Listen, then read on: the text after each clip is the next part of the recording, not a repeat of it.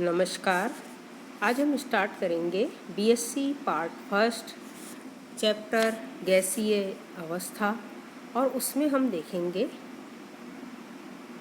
Third paper में हम देखेंगे क्रांतिक घटनाएं और क्रांतिक स्थिरांक यानी critical phenomena and critical constant. जैसे कि हम पहले ये जानते हैं और पहले भी देख चुके हैं कि गैस के अणुओं के मध्य दूरी अधिक होती है, विशेष रूप से उच्च ताप और निम्न दाब पर।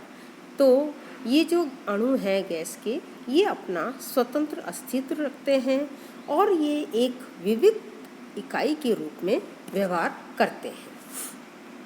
ताप कम कर देते हैं हम तो गैस के अणुओं की गतिज ऊर्जा हम घटा सकते हैं और दाब बढ़ा के गैस के अणुओं को हम नज़दीक ला सकते हैं।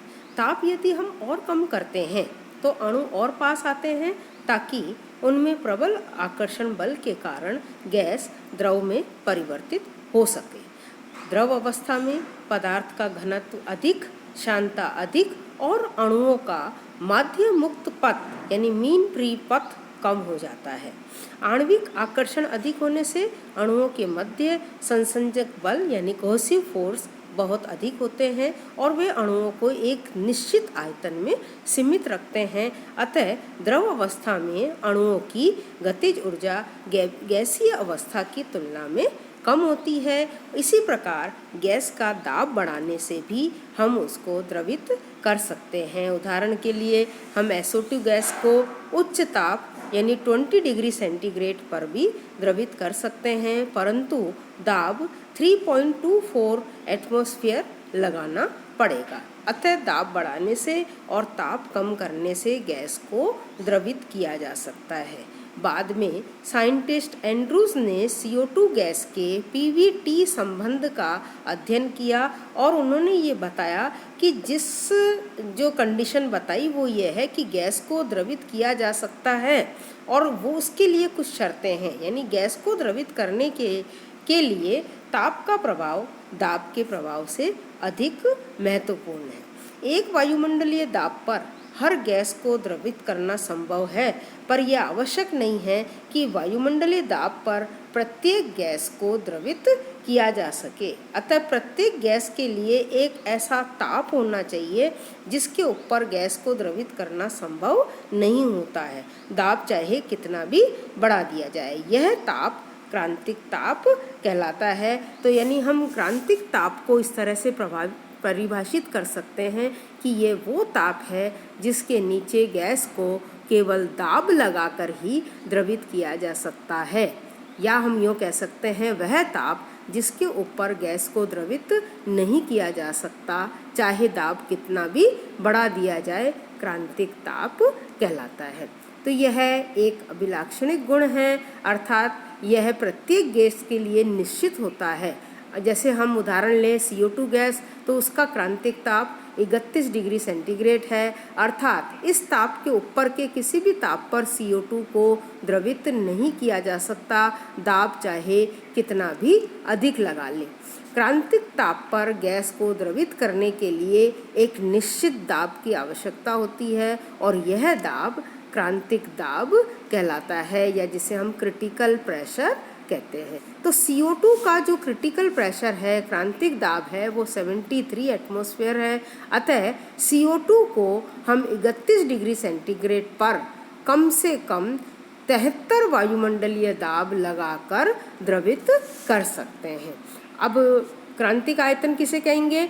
वैसे तो हम ये कहेंगे कि भाई क्रांतिक ताप और क्रांतिक दाब पर 1 मोल गैस का आयतन क्रांतिक आयतन या क्रिटिकल वॉल्यूम कहलाता है। जैसे हम CO2 गैस की बात करें तो CO2 गैस का जो क्रांतिक आयतन है वो 95.7 ml है।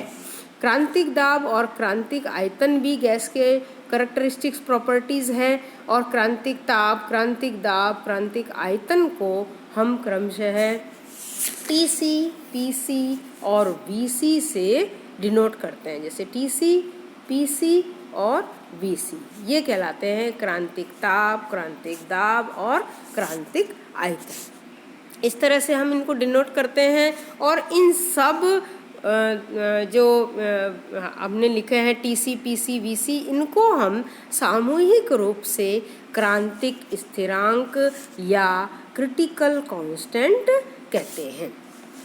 अब हम देखते हैं डिटर्मिनेशन ऑफ क्रिटिकल कांस्टेंट। तो उसको डिटरमाइन करने के लिए हमने देखिए अभी हम अलग अलग मेथड देखेंगे। जैसे हमने क्रिटिकल टेम्परेचर डिटरमाइन करना है, क्रिटिकल प्रेशर, है ना। तो इस क्रिटिकल टेम्परेचर और क्रिटिकल प्रेशर को हम प्रैक्टिकली डिटरमाइन जो करते हैं, उसके लिए जो सिद्धांत है, जो थ्योरी है, वो ये है कि क्रांतिक ताप पर द्रव का घनत्व एवं संतृप्त वाष्प का घनत्व समान हो जाता है। इस कारण गैस और द्रव को पृथक करने वाली सतह अर्थात सीमा अदृश्य हो जाती है। तो यानी इसको निर्धारित करने के लिए एक एपरेटस बनाया गया है और ये एपरेटस आपको यहाँ पर नज़र आ रहा है।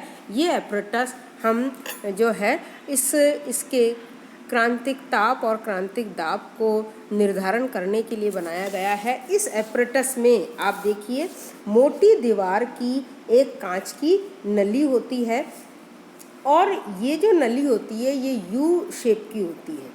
ठीक है, ये देख रहे हो ना आप, यू शेप की होती है। इसका जो ये एक सिरा है वो बल्ब नुमा होता है, बल्ब के रूप में होता है और बल्ब में हम जो द्रवित करने वाला जो द्रव है वो भर दिया जाता है और नली का जो बाकी भाग है ये पारे से भरा रहता है, जिस तरह से आपको फिगर में नज़र आ रहा है। और इसके दूसरे हिस्से में यहाँ पर ये पारा कम भरते हैं, यहीं तक भरते हैं, बाकी में ये एयर होती है और ये जो भाग है ये मैनोमीटर का काम करता है। अब इस बल्ब को इस एक जैकेट में हम लगा देते हैं और इस जैकेट में हम एक स्थिर ताप पर जल को प्रवाहित करके हम इस बल्ब को गर्म करते हैं। यानी यहाँ से जल जाता है और यहाँ से बाहर निकलता है, तो हम यहाँ से जैसे गर्म करना है तो गर्म जल भेजते हैं, तो ये इस बल्ब को गर्म करता है। ठंडा जल टेम्परेचर कम करना है तो ठंडा जल प्रवाहित करते हैं, तो वो इस बल्ब को